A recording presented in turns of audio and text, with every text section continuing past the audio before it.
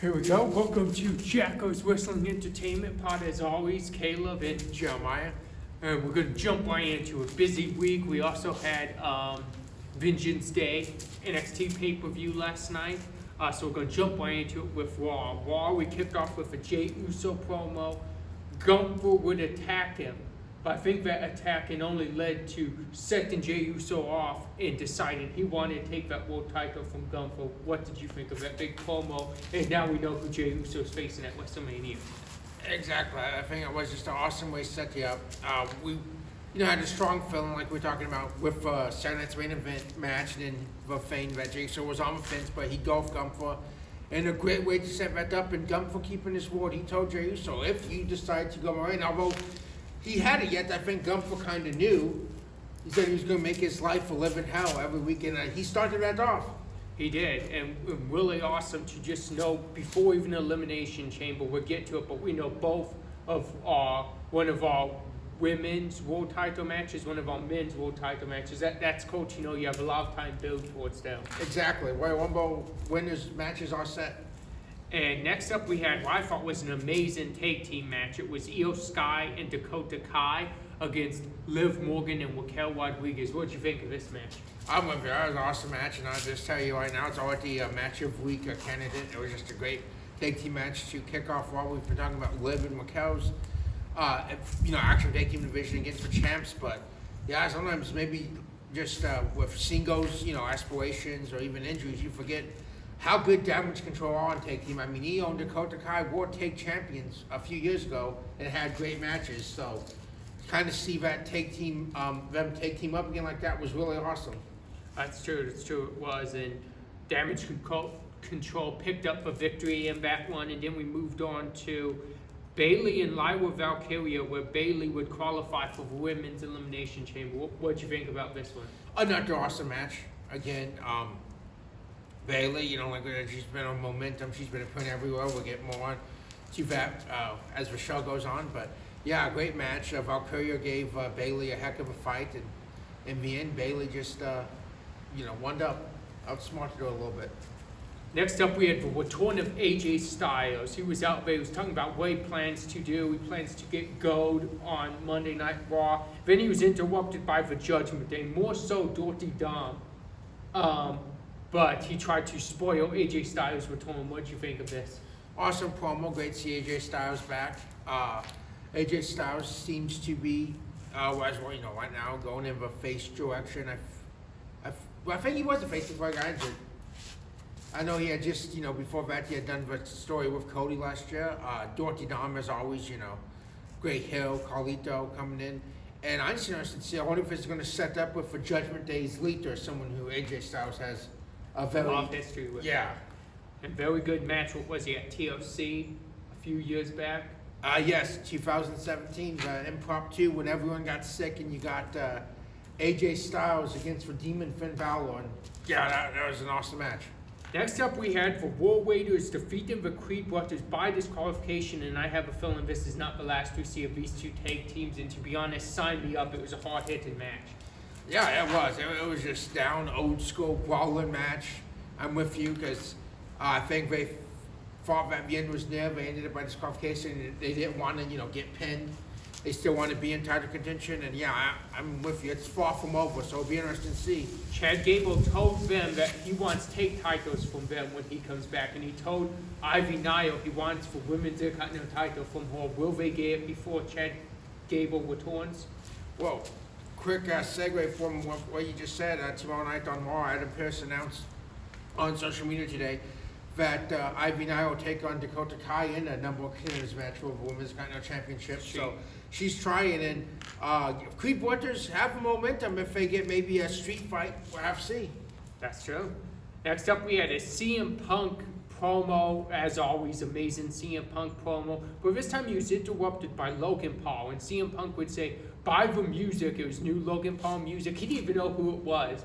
And I don't know if that's more of a shot at who Logan Paul is, and Punk saying he doesn't even bother to remember him, or if Punk's talking about his music, but I kind of think it was throwing a shot at him. Oh, most definitely. Sato just let those shots from CM Punk. He's always going to get them in. Logan Paul is someone that's really improved on his mic work and pointed out that, hey, you made fun of Kevin Owens for losing to me, but then 24 hours later, I eliminate you in the Royal Rumble. So, I mean, it'd be very interesting to see those two men in the Elimination Chamber against each other, or just a one-on-one match.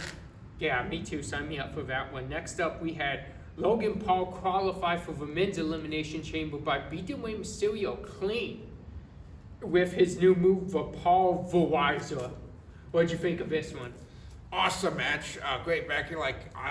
We've talked about that. I love these Elimination Chamber qualifying matches we've seen on Raw and SmackDown these last few weeks, and this felt like a pay-per-view match. Great main event. Yeah, like you said, clean and awesome new finish. I like for Paul Weiser. I did not see that one coming, the punch, and it set them up, and yeah, Rey Mysterio did a great job, and then would be jumped by the New Day To as finish. far as going Yep. on Val. Monday Night Raw, you're very interested to see where this New Day Rey Mysterio rivalry goes. The fact that it got the shine to main event Monday Night Raw is really cool, so I'm very interested to see what goes next. Agreed. Next up, we have NXT. NXT started off hot. We had Cora Jade defeat Bayley with help of Roxanne Perez dressed as Hugger Bayley from NXT. What you think of this match? Awesome match. Great way to hype up and foreshadow of a pay-per-view this Saturday. Bayley's, Roxanne dressed as Bayley with music. I think threw Bayley off. I think threw everyone off. You haven't heard that music in a very long time. And dressed in like the gimmick, and Cora Jade picking up the win of her career thus far. Very true. Next out, we had Grayson Waller and Austin Theory. They were giving way to they were going to turn on each other. They were going back and forth talking about what they'd do for this NXT championship, but ended up being a ploy to attack the NXT champion over Theory. What'd you think of this one? Great move by A-Town Down Under. We know the tension that's been there, probably still underlying, but it worked. It caught over Finley off guard, and they got a little bit of an advantage until they didn't. So, but yeah, great game plan to weaken up the champ going into Saturday. Next up, we had a triple threat tag match. That would be won by Briggs and what's his partner's name? Saka, what's his? I'm not sure. They don't have it. I'm sorry guys, for we just don't want to mispronunciate it, but yeah, his the tag team, like you said, they picked up good win, kept pronounce his name more good, so we will get back to that on a later podcast. Sorry for that, folks. But nevertheless, really good triple threat tag team match on NXT. They picked up the win. They are now the number contenders for Fraxium. What'd you think of that match? A good match, like you said. Number contenders match. You needed a tag team for Fraxium for the pay-per-view. We'll get more of that later. But yeah, good match. They coexisted. Well, I guess for all the time we've really seen them so much as a tag team in NXT. We've heard about them in Japan. But yeah, to pick up the win over Quarter Catch Crew and Hank and Tank, correct? Yep. And next up, we had Lexis King keep his Heritage Cup by beating the former Fandango, which is now JDC, right? Yes. And this was a really good match, but what did you think of it? Will we see more appearances from JDC on NXT? I believe so. I think it was smart how they did it last week. They did the Fandango music. They, introduced him out as his familiarity with NXT, with the review audience. And then he referenced for TNA, and now we've just seen he's in his TNA persona now. And yeah, great match. A huge win for Lexis King. Very true. Next up, we had a huge surprise. Right after that match, before the big main event steel cage match for the NXT North American Championship, we had an appearance from former AEW talent Ricky Starks, but we don't know because they were 4-2 him as he's here, and he's going to sign his contract. We don't know if his name's going to be Ricky Starks. We know in AEW that was his name, but what'd you think of a big Ricky Starks absolute appearance? I mean, awesome. Just complete surprise. I mean, we know he just left Monday. His contract was just up from AEW, and the next night, Tuesday night on NXT, not even after main event, just right before, just in a just kind of surprise moment of the show. And yeah, I mean, I think it's awesome. I mean, just to this is WWE themed podcast, but just point out if you're unfamiliar with him or just don't know who he is, I'm pretty sure on Max you can watch AEW stuff. I couldn't tell you the exact episodes, but look up Ricky Starks, watch his matches against Cody Rhodes, WWE champion, and CM Punk. Yeah, very good matches. Cody Rhodes was kind of what forced him onto the scene of televised wrestling. So again, that's a really good one to check out and watch.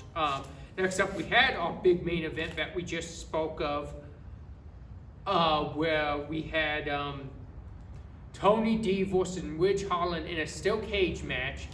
Tony D would retain, but the big shock was after the match, Izzy Dane would turn on Tony D'Angelo and the D'Angelo family and side with Sean Spears, which you kind of thought something like this was coming. Exactly. I mean, Shannon's been warning Tony for weeks now. We've talked about that little tension there.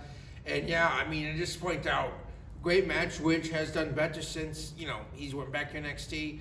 But I just want to point out of a performer that Tony D'Angelo became really, I mean, just look back from when he first started and, not bad work at all, but from when he first started to where he is now, the shape he's got himself in, and just, he's right there. He really is. I can't wait to continue to see what he does in NXT, but I think you have a future star for a long time in Tony D'Angelo. He has the gimmick, and he can go too. And yeah, Sean Spears, calculate the match, and like you mentioned, Tuesday night was Ridge Holland in on this to an extent, because after the match, he went after the D'Angelo family, getting them away from everything else, as we saw what transpired between Tony D'Angelo and Sean Spears. That's very true. So I'll be very interested, but I think Sean Spears is coming for that North American title. I just want to clear something up. His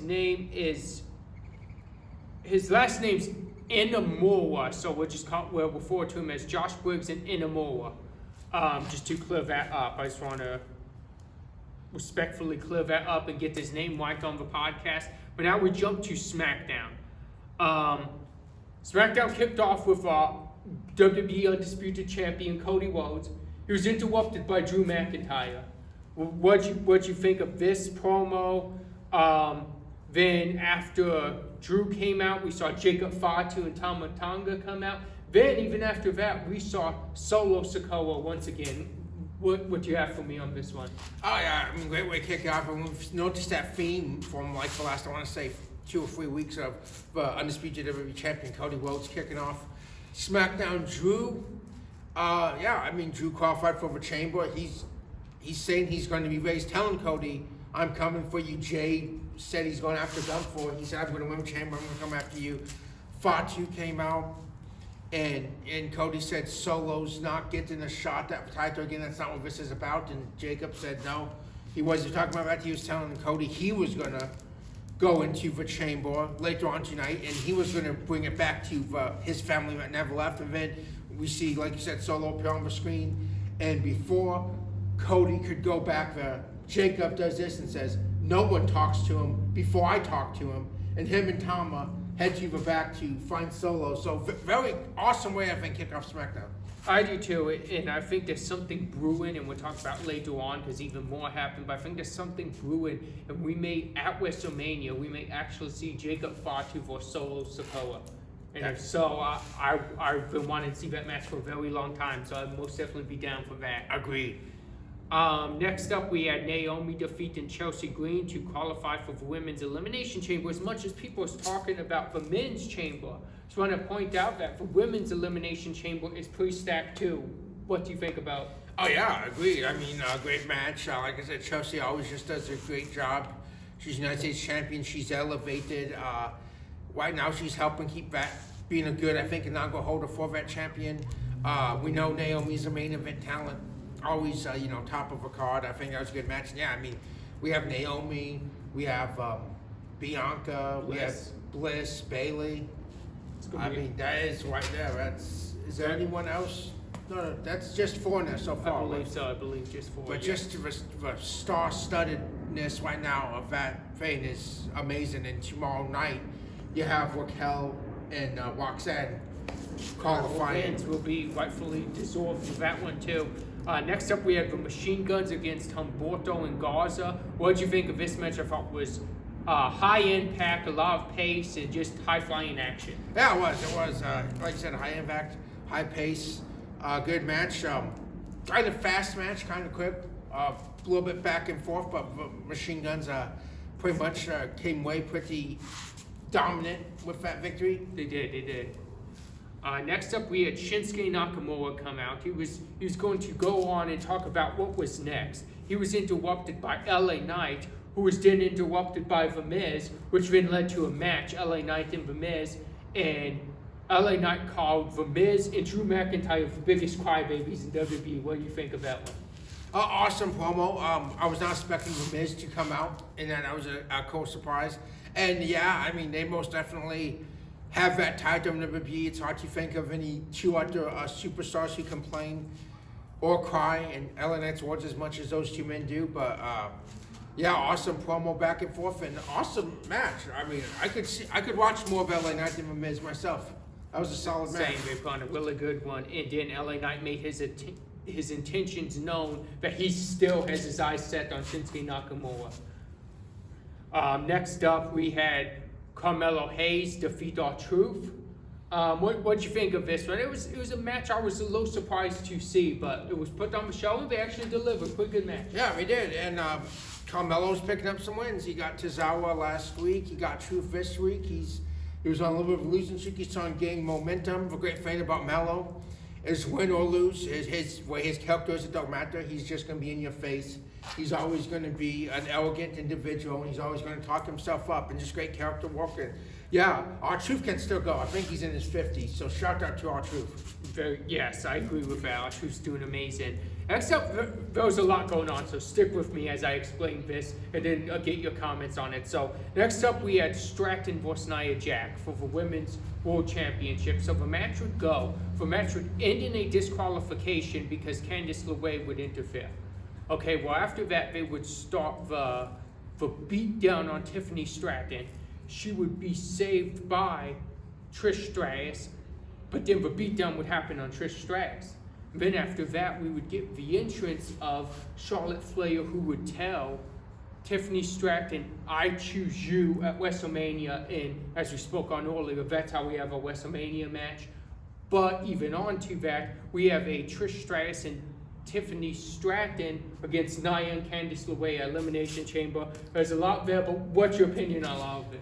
Yes, so there's a lot there to dissect. Unpack. Yes, unpack, thank you. But we will. So yeah, first off, great match. I mean, world title match, back and forth, really delivered. Like I said, you hate to see a disqualification finish and something like that, but it served its purpose.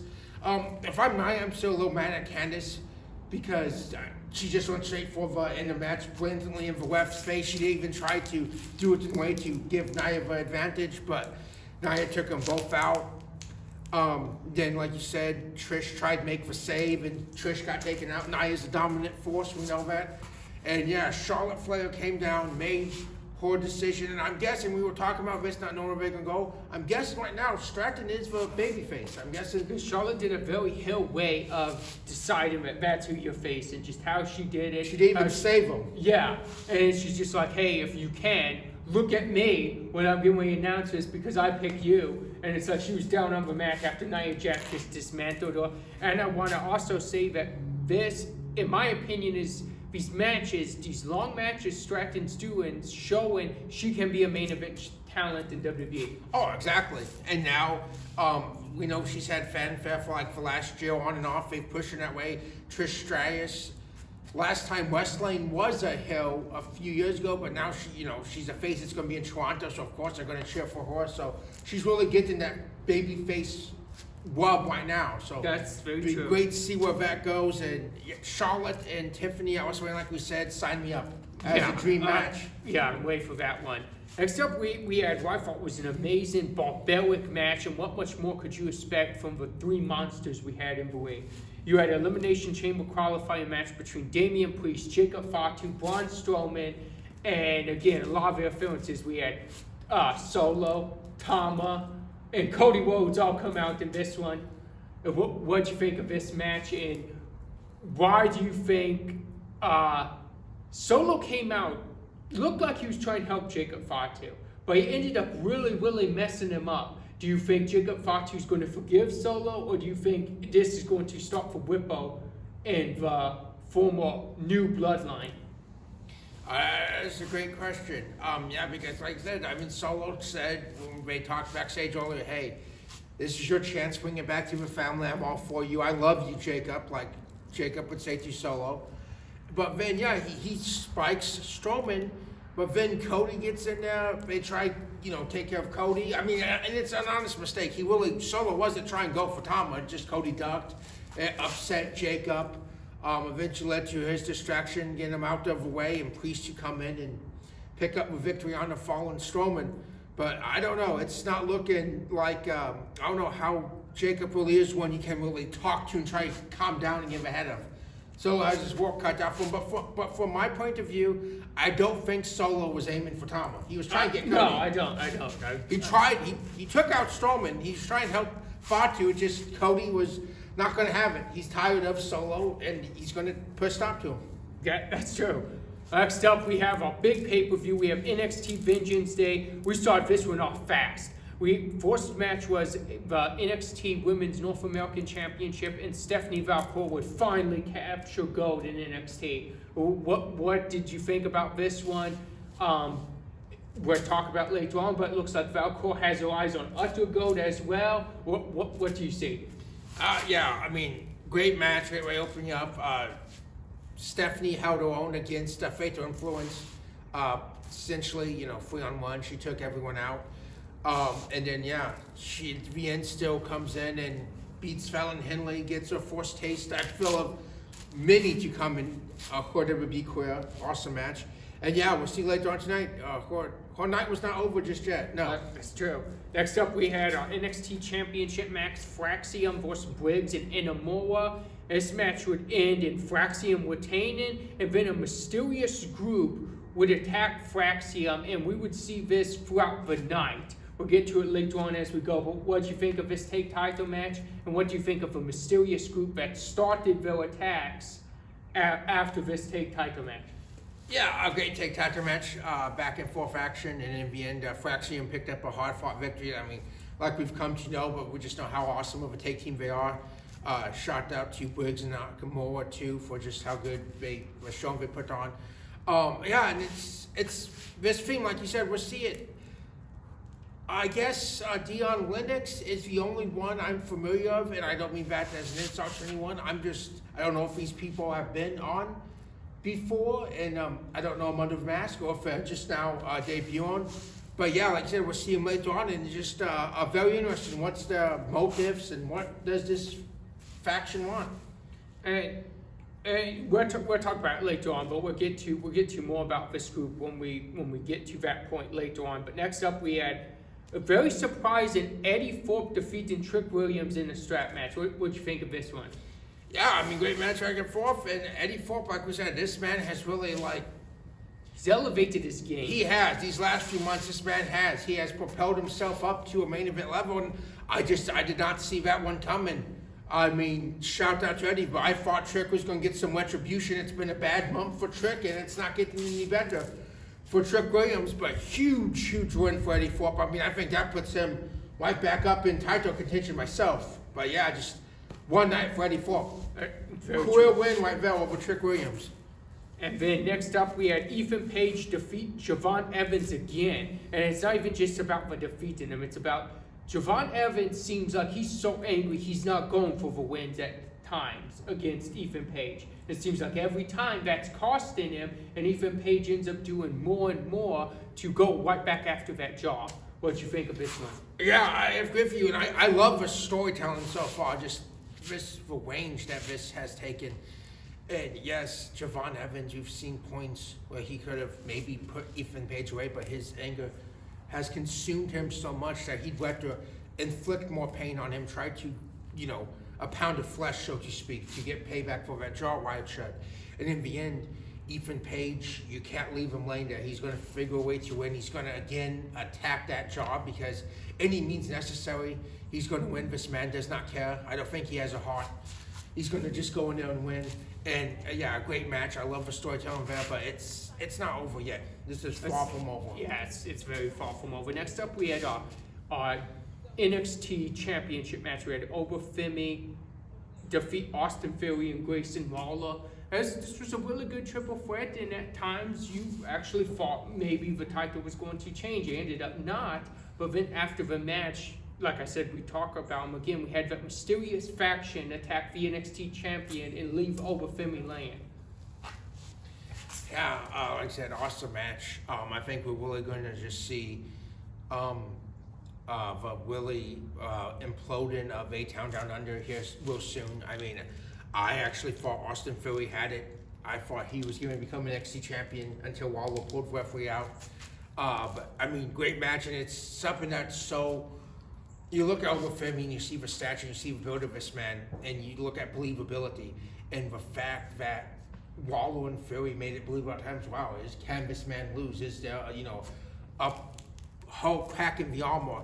And just great to know Obafemi would be victorious. Man's a monster, man's a beast, and a great match in that faction. I did know. At first, as Wumblin's going on, it went dark. I'm thinking, maybe Aleister Black. It was his fame, but it's. I would stop with that, and it's not being negative at all. But I would say from that point, there's a little. You hear Aleister's a free agent. It goes dark. I think it's a little underwhelming when it's this faction, but for making the presence known. But doing the dark thing when you may think, oh well, Aleister's there, and then it's not. It's a little. It takes a little bit of the excitement out. But it would be interesting to see where they go with the faction. See, I mean, they have two big things. They're coming after champions. They're not just going after people, they're coming after champions. So it tells me that they want to make their presence known and they want championship gold already. So we'll see where that goes. Yeah, I agree with you exactly. And it's not a knock on them. Like I said, we saw them earlier overnight, so we didn't know they were going to strike again. But yeah, you do think, the dark thing is Aleister Black's thing, or Malachi Black if you saw him in AEW. But we'll have to see where this faction goes. Like you said, they attacked take champions, they attacked the NXT champion. Tony D'Angelo has enough problems already right now as is, so I think if they want to go after him, they're going to have to mess with Sean Spears' people as well. But yeah, it's very interesting to see. I guess we'll find out Tuesday night where this all fits in and what these guys' attentions truly are. Kind of maybe realize, see who they are too, because I don't think we're the only ones not quite familiar with everyone in these attacks. Next up, we had our main event. We had Julia retain her women's championship against Bayley, Roxanne Perez, and Cora Jade. After the match, as we spoke on, we would see not only Stephanie Valcour come out and look like she's interested in it, but we'd also see Jordan Grace come out. And looks like she's interested in one, if not both of those titles. So what did you think about the match and the ending to NXT? A great match. I mean, main event delivered. Four extremely talented women, all deserving of, a title. Title wings. Julia has shown why she's, just it's her wing right now. Bayley, awesome effort. Roxanne and Cora did really good as well. And like you said, Valcour, she doesn't want just one title. She wants two. And Jordan Grace, we'll see her in NXT for the time being. And again, wow, does she have eyes set on Julia, or does she want both titles too? As far as the women compared to those NXT, both champions were out there when she made her presence known. So I can't wait to see where that goes. Now, as always, we jump to our match of the week, and now the new segment, your first pick for MVP of the week. So what do you have for me? So would you MVP first, right? Or does you can do either one? Okay, we'll do the match of the week first. I mean, we had some awesome matches this week. We're going to go from Raw. We're going to take two from Raw. We're going to go with that Damage Control against Raquel and Liv match. Love that awesome match.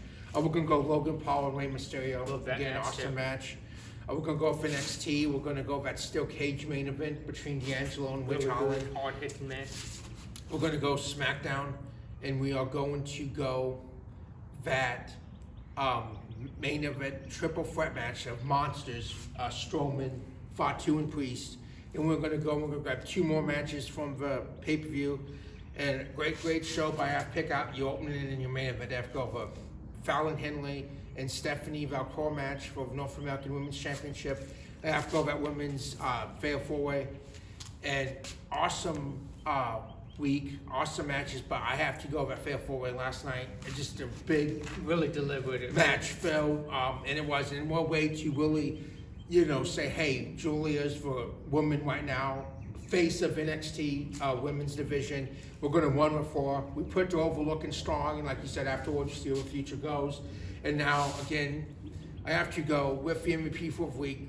Because, like I said, it could be one fame, but it could be multiple fames, but I just want to put someone that's been working and has been a great ambassador for WWE. I'm going to have to go with Bayley. We saw her Monday night.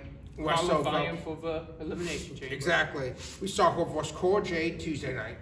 She would have probably maybe made her presence fun on SmackDown, but she was too busy representing WWE in the NBA All-Star Celebrity Game in her hometown of San Francisco. And then on that main event last night. So yeah, she's just really a workhorse, really face of a company. And that's why Bayley is this week's MVP. I love it. I would have not picked anyone different for this week. And great match pick too. For classic retro match, I know we just finished up the Rumble a few weeks back, but I want to go to a match that happened on a Royal Rumble. I was listening on Grill and JR a couple weeks ago about the Royal Rumble 2004, and it reminded me of how good of a match Shawn Michaels versus Triple H for the World Heavyweight Championship in the Last Man Standing match was. And I just want to point out, looking back on it, we've watched this match multiple times, and it was in Philadelphia, and when it got a double count out, it got booed. The finish got booed. But in my opinion, it was a classic match, and it wasn't for that night. Royal Rumble starts for Road to WrestleMania. It was building for what would go to WrestleMania. So I thought not only was it a great match, but it was a great storyteller for what was to come on the show. And most definitely check that out. It's a Royal Rumble 2004 Last Man Standing match. Yeah, exactly. It's an awesome match. It's not a popular decision, but you look back at, like you just said, it was a catalyst for WrestleMania season that year. Without that match, without that finish, you never would have got WrestleMania and or main event that you ended up with. That's true. And thank you for joining us, and we'll see you next week.